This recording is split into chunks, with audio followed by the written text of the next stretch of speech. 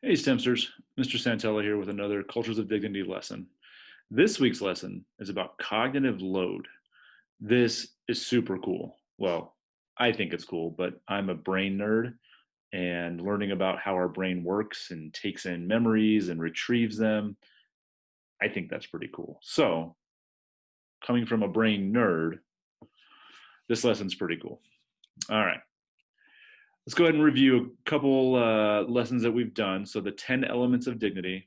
I'm not going to read over these, but this is something that we covered in our first lesson. And we learned the difference between dignity and respect because we're always trying to treat people with dignity. And you got to remember respect is earned. Okay. And then the 10 things to keep in mind about dignity, right? These I will go over real quick. Taking the bait, wanting to save face, avoiding responsibility, tricked by false dignity, beware of false security, standing in your worth. Intent and impact aren't the same thing. Accepting feedback, blaming and shaming, and gossiping. All right. So 10 things that you can practice to help you practice treating people with dignity and also honoring your own dignity. All right. Well, let's get into this week's lesson cognitive load. All right. So, cognitive load is the amount of information your working memory can hold at one time. Now, you might be saying, Mr. Santella, what is working memory? Great question. So, the brain has three different types of memory. We have short term memory, we have working memory, and then we have long term memory. Okay. So, the short term memory are things that we need to memorize in that moment. Okay. And recall. So, a phone number or I need to go and do this real quick. So those little tiny things that we need to remember just in that moment, and then we can let them go. Okay. Then your working memory is anything that's going on around you. So even as you watch this video, your senses, right? So your sense of hearing and your sense of sight are taking in information, right? But even around you, there's other things going on. And there are actually thousands of things that are going on all around us at any time. And our brain has to find a way to process that, to block out the things that we don't need or that aren't important to us, and really focus on the things that are. And this is basically called paying attention. Okay. And it's easier said than done, right? So right now I'm in my office, it's just me, there's nobody else. It's pretty easy to focus, and my working memory feels pretty good. But then sometimes, if I'm teaching in a classroom and there's 26 kids and there's a ambulance driving by and I hear kids in the hallway, someone is washing their hands and I hear the hand dryer, my working memory is really working harder in that moment than it would be right now where I'm just sitting in my office. And that's how we can become overwhelmed, is when we have too many things going on and we can't really focus on what we need to. That's your working memory, okay? And our working memory is kind of like a bucket, okay? So if I keep pouring water in a bucket, it's going to hold a lot of stuff. But then once it gets to the top, what happens? It overflows.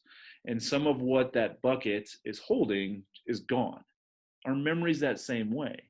If we're overloading our working memory, we're not going to be able to get things to um, our long-term memory, which is where we actually store information for the long term, right? It's something that we need to remember for, I don't want to say forever, but for a very long time. So if you're studying for a test or you just learned your multiplication, right, you're going to use your multiplication throughout your academic career. So understanding how multiplication works and your multiplication tables, that's something that needs to be in your long-term memory. Okay. So three different types of memories: short-term memory, working memory, long-term memory. Okay. So as learners, we really need to work on fine-tuning our working memory. Okay. We want to make sure that we're in a place where we can focus and move things from short-term to working to long-term memory. Now, what does this have to do with dignity? Because this is what cultures of dignity is about, is how to treat people, right? Well, we're going to get into more about how the cognitive load affects how we treat people. Okay. All right. So basically, all the things your brain is trying to process at any given time is your cognitive load, right? So Monday mornings, my cognitive load is way bigger than it is on a Friday morning because I've got to think about everything I need to get done that week. I need to make sure that I bring certain things to work on Monday that I won't need on Friday. I've got things that I do on Mondays that I don't need to worry about on Fridays.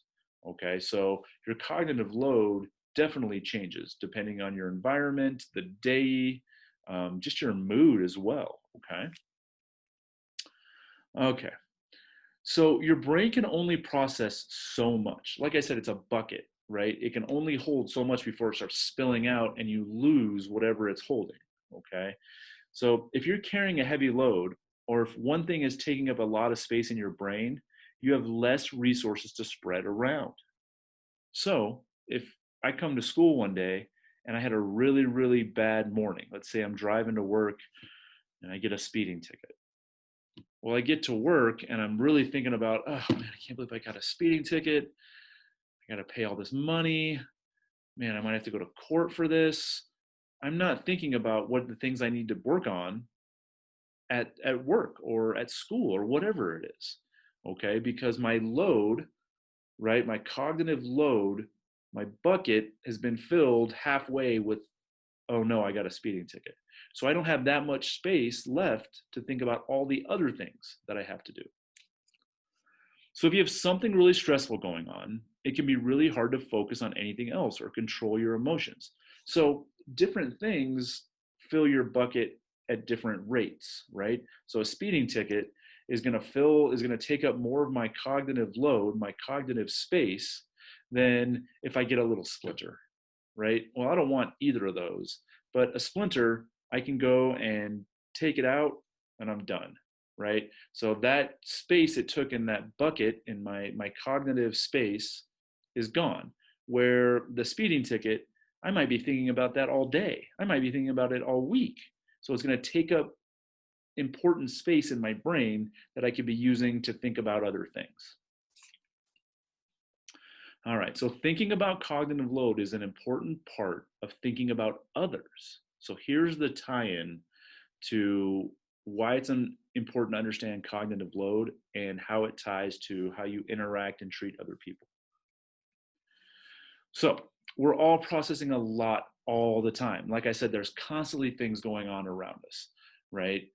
When you get into a quiet space, maybe it's your bedroom, maybe it's just a spot on the couch where you can kind of just be in your own little world, that's good. You're taking some of that cognitive distraction and you're getting rid of it, right?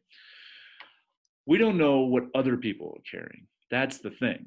Okay. If it was like thought bubbles coming out of our brains and we could see that so and so is thinking about this and so is thinking about that, well, we'd probably be able to better understand. You go up to one of your friends and you're like, hey, how are you? How was your weekend? And you yourself had a great weekend. You got to hang out with your friends. You got to go shopping. You got to have your favorite dessert, whatever it is. And your cognitive load is like about these happy things that are just like, yeah. And the friend you just came up to had a terrible weekend. Their dog ran away. They aren't feeling well. They had to do extra chores, right? So their cognitive load feels a little heavier. And they might react like, oh, why are you asking me how I am? You're like, whoa, I was, well, it's because we don't know what they're carrying with them. Their cognitive load is in a different place than yours. At the same time, though, it feels good sometimes when maybe you're having a rough day and then your friend is like, yeah, you know, I can empathize with you. I'm having a rough day today too. I just got my math test back and I didn't get the score I wanted. So sometimes when your cognitive load is heavy and someone else's is heavy, you guys can help each other out because you have that empathy. You can understand what they're feeling and they understand what you're feeling. And it's also true if like you have a great weekend, and so does your best friend, right? Oh, I had a great weekend too. Oh yeah, I did this, and oh, me too. So sharing that is also a positive. So it's not always a negative, but it's more about just understanding that we don't know what people are carrying with them. And unless they're carrying around a billboard that says, hey, this is what's on my mind right now, it's hard to know. Okay. So when you're frustrated with someone, take a pause and think about all the possible things that they could be carrying, right? So they might have a lot going on in their brain and they're not able to look at you and process, oh, wait a minute, this is a friend of mine. They're just trying to be nice and ask how I'm doing. They don't have that cognitive space. Their bucket is almost full. We got to try to figure out, well, why, right? Or maybe you're carrying something that is frustrating you and you don't even know it.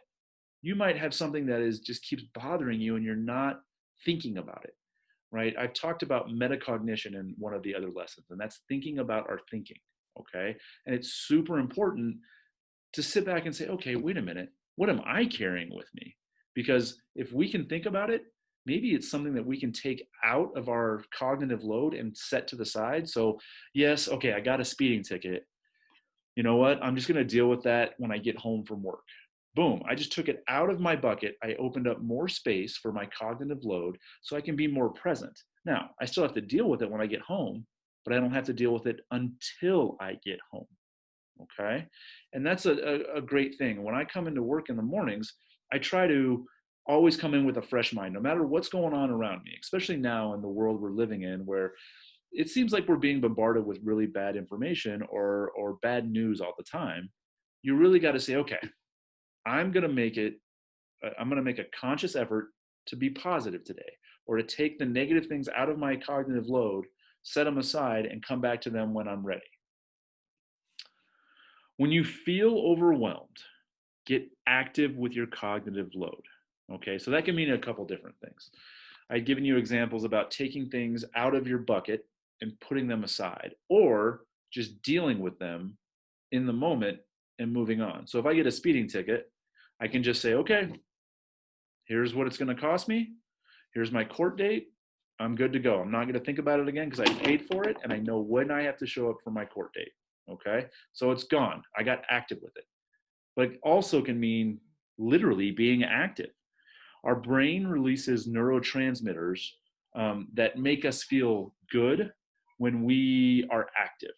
Okay. And when we're active, when we're physically active, it actually opens up cognitive space. Okay. So when we're active, our bucket gets a little bigger. So we have more space to think about things and we physically feel better. Our brain absolutely loves being active.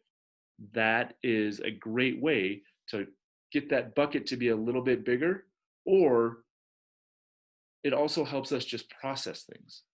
You know, as you're running or playing tennis or whatever it is you're doing to be active, your brain is getting more um, chemicals in it that helps you think through the things that are in your bucket as well. Because sometimes we're so overwhelmed that yeah, we can handle everything in our bucket. We just can't handle it all at once. We can handle them individually, but when they're all coming at us, it's super, super hard. And that's what usually when we get frustrated and overwhelmed. Okay. So here's some things you can do to help when you feel overwhelmed. Okay. Is make a list when you're feeling anxious, overwhelmed, or distracted. I am a checklist guy. I have a checklist on my computer of these are things I need to do at work. These are things I need to do at home. Right. And I literally will go through and I'll just check them off. And as you do that, you're taking things out of your bucket, you know, so your cognitive load gets smaller and smaller, which opens you up to be more present, to do more learning, to take on more. Okay. And even just writing things down on a list still takes a little bit of it out of your cognitive load, creates more space in that bucket. Okay. Now, you still have to deal with it. You still have to do whatever's on your list, but you don't have to constantly be thinking about what am I have to do? Is there something I'm forgetting? I know I had this thing to do and I can't remember what it is. When you have a checklist, you're literally like, oh, that's what I had to do today. Okay, I got it. Okay. And taking a moment to list all the things you are currently processing helps you get in the habit of thinking about your thinking. Again, it's another tool to help you be metacognitive and really think about your thinking, which has so many benefits. Okay. Rank them from heaviest to lightest. So I do that as well. I actually use a color system on mine where if it's red, it has to be done right now. It's super important. Okay. You can also just put numbers by them. I need to do this one first. I need to do this one second. So it's not just a checklist that you have to go on order, right? You can have 10 things on there and then you put them in the order you want. Okay. And this helps you depersonalize your situation and regain control. What that means is that if you have a list out, you're just clearing yourself up more to be engaged in whatever is happening. If you had just written down a list of everything you have to do, and then your friend comes up to you and they're like, "Oh, I had such a bad day. I really need to talk to you." Guess what? You have the cognitive space because you took things off of your cognitive load. You can talk to your friend, you can be present with them. But if you had all these this list of 10 things going on in your head that you had to get done, and someone comes up to you and they're like, "Oh, I had such a bad day, I really need to talk to you," you might not be able to be there for them, right? Yeah, you can listen, but you probably just going to be thinking about things you've got to do. So making a list is a great way to clear cognitive space and allow you to be present in whatever it is you're doing, whether it's learning, whether it's just being there for a friend, whether it's literally looking around and just enjoying what's going on, right? Sometimes you will go someplace, but you're so involved in what you've got going on in your head that you don't realize how beautiful of a day it is. You don't realize the sunset. You don't realize that the sun is shining, and it's just an amazing time just to take in what's going on. Well, your cognitive load is too full if you can't do those things. All right. So understanding cognitive load, it helps you remember that you have a lot going on and you're trying to figure it out. And that's everybody, right? We constantly are being bombarded with information, right? We're constantly being bombarded with sensory overload, all of our senses, okay? And it's worse now than it was when I was your guys' age. I didn't have social media. I didn't have 50 different ways to get information. So I can only imagine how hard it is to be a fourth, fifth, sixth, seventh, or eighth grader now with all the information that is constantly being thrown at you.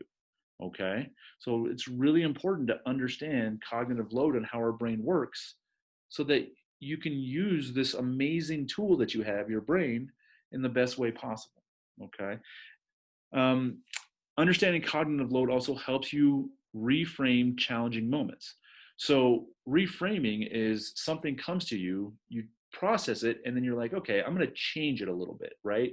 So a good idea or a good thing or a good example, I'm sorry, of reframing is, oh man, I can't believe I've got to go back to school now. I've been learning online and I'm really liking it. Well, a way to reframe that is, oh, I am so happy I get to go back and see my friends in person. I get to interact with my friends that I haven't gotten to see in, 6 to 9 months.